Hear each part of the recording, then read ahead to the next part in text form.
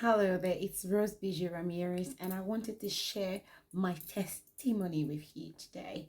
A lot of times, God does things for us, but we fail to testify. But God says in His Word that they overcame Him with the word of their testimony. So your testimony will help you to overcome even more things in the future. And your testimony will also help you to help many other people.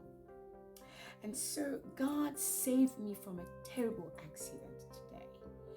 I was on my way somewhere outside London because I live in London, and I was going to drive somewhere about an hour and a half away from London to visit family, because since the lockdown it has been difficult to visit my sisters and my brothers.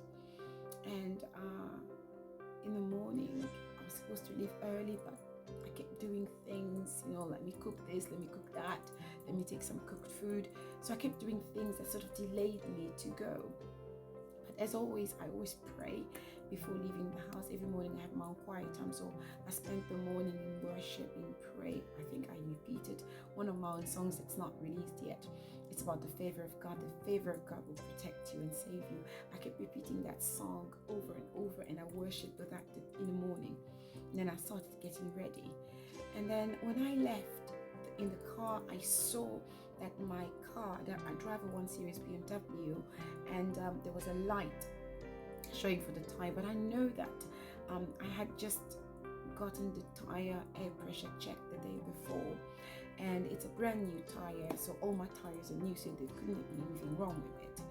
But nevertheless, I went to the garage anyway and had it checked, and the guy at the garage said, you know what, the air pressure's fine, the tire pressure's fine, there is nothing wrong, and your tires, they all look new, so there's nothing wrong. And so I drove. But then as I drove on the way, the sign came back on again, showing there could be something wrong with the car, and I ignored it. And my brother, whom I picked up on the way, also noticed the sign and says, Rose, this doesn't look right. Are you sure the car is safe to drive? And I said, yeah, I had it checked yesterday. I had it checked this morning. It's all good. There's nothing wrong with the car, and the tires are new. My car has been serviced. It's all good. And we kept driving, and then suddenly the car was just revving. It was just really revving. It was really wrong. Something was wrong with the car. And because I was convinced in my mind that there was nothing wrong with the car, I kept driving. We kept on going, and then somebody drove past us on the left side and signaled that the tire is flat. That tire again. And so we had to drive on the side of the road. We were already on the motorway to pull over in order to check the tire. And as I got out of the car, the tire was actually smoking. It was completely flat and it was smoking. Any 2 or 3 more seconds drive, that tire was going to burst. And you all know on the motorway you are driving already at the speed of 70 kilometers per hour for those who are in England, or more for those who like the speed. I don't know if I was over the limit, but I'd like to believe I was only driving at 70 kilometers per hour. We weren't driving that fast. And so as we pulled over, I looked at the tire. It was smoking, it was hot. But I still did not listen that this is a sign, do not go where you are going to. I still did not listen. So I called the recovery service to come and get the car, not get the car, to fix the tire. And so they said to me, they are going to fix the tire, get me a brand new tire and remove that one completely. And so I was very happy, even though I had to, spend some money for it. But it was okay for me because I needed to get to where I'm going to. And so they changed the tire, and I got in the car, got behind the wheels. My brother said to me, Rose, shouldn't you read the signs? Maybe this is not a good idea. That maybe this is a sign that we shouldn't drive to where we're going to. I still insisted, but you know what? Something inside of me kept saying, he could be right, he could be right. But I said, I will drop you home and I'm going to drive to where we were meant to go. My sister texted me and said, maybe you should listen to the signs. And then it dawned on me that sometimes God stops us for a reason. maybe way ahead of me, something a lot worse was going to happen.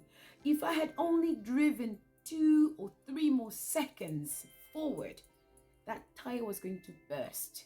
The car was going to turn on the motorway, and I'd like to not even think. I'm dreading to imagine the worst. And so my testimony today is that God saved me from a terrible car accident. I wouldn't be here today. I would be dead. And I listened to the voice of God through my brother, through my sister, through my heart. I turned around and went back home because God wanted me to go back home. With this testimony, I want to say to anyone that is watching this, that learn to observe the signs. Learn to listen to the voice of God. Sometimes when God doesn't want you to go somewhere, He will stop you so abruptly, even if it means getting you to a point of danger so you will draw back and understand that He does not want you to go to where you're going to. But God is an amazing God. He protected me in that car. Do you know the verse that says that God will not suffer thy foot to be moved? God will not let your foot to be hurt. God will protect you. He's a God that does not slumber nor sleep. He will not let you slip and fall. He will be there, sending His angels to protect you, literally lift you off that accident and put you on a safe platform so that you could be preserved and be safe. But also the Word of God says we need to be able to learn signs. We need to be able to understand the signs, that when it's dark, when the sky is dark, you know it will rain. So when you're apprehensive, when you are worried, as a prayerful person, pray and say, God, speak to me. Should I or should I not go? Let's not force nature. Nature should be able to teach us. When God says stop, stop. When you're feeling worried about something, stop. God stopped me from getting an accident. He prevented that accident. That car tire was smoking. This happened to me again earlier this year. I bought a ticket, a flight ticket to go on holiday, but I had to go to 2 countries. And the one country to go was fine, but to leave from the first country to the second country, the airline said they stopped. So I had to then change into a different airline to take me from the first country to the next country. Still from London, I paid an extra fare for that air flight, the flight ticket to be changed.